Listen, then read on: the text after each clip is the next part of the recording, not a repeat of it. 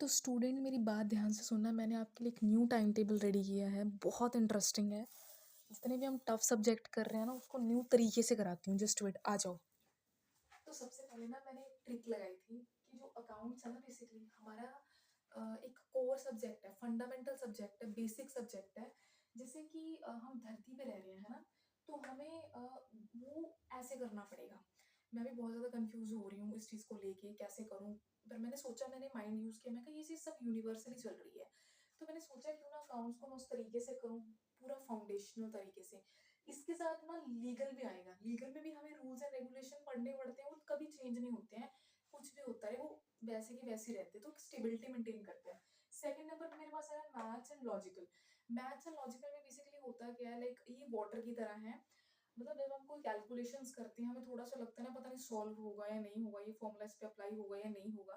तो इसमें जब मैंने सोचा, मैंने जब क्लासेस लगाई, तो मैंने कहा कि मेरे को थोड़ा डिफिकल्ट हो रहा है। तो मैंने एक वीडियो से की दूसरी वीडियो देखी, तो मैंने कहा ये ऐसे ही है कॉन्सेप्ट, तो चलते रहेंगे। जब हम एग्जाम में अटेम्प्ट करने जाएंगे तब तक हम कर लेंगे, क्योंकि ये चीज है ही ऐसी, ठीक है। तो मैंने ये कहा कि मतलब ये चीज एक तरह से मतलब ऐसे नहीं है कि हम इसको बिल्कुल ही वो कर लें। हम करते जा रहे हैं, करते जा रहे हैं। पर साथ साथ में खुद की प्रैक्टिस करनी जरूरी, नहीं तो ये चीज ना पड़ी की पड़ी रह जाएगी, जैसे पानी एक जगह सड़ जाता है ना, वैसे। उसके बाद मैंने ये देखा था बेसिकली डीआई डीआई में ना कुछ फॉर्मूलाज चार्ट्स होते हैं, टेबल्स हैं। जैसे मैं अभी कर रहे हैं, सर वगैरह बहुत ज्यादा करवा रहे हैं। तो उसमें ये एक तरह से रास्ते हैं। जैसे पहले फॉर्मूला सॉल्व करो, फिर चार्ट्स की तरफ आओ, टेबल्स। आप डायरेक्शंस को लेके चलिए, आपको क्लियर होना चाहिए कि आपने ये करना, आपने ये करना, आपने ये करना है, ठीक है। उसके बाद बिजनेस फाइनेंस की अगर मैं बात करूंगी, ये तो बिल्कुल पानी की तरह है, जैसे पानी पिए और पैसा खत्म। तो ये तो बिल्कुल है कि खुद सेकंड चीज है, उसके अंदर ही घुल जाता है। बिजनेस फाइनेंस को हम इस तरीके से पढ़ेंगे। उसके बाद में अगर बात करूंगी हमारे पास टीचिंग एप्टीट्यूड की, जो बिल्कुल मैंने सोचा था मैं इसको डेली क्लासेस लगाऊं।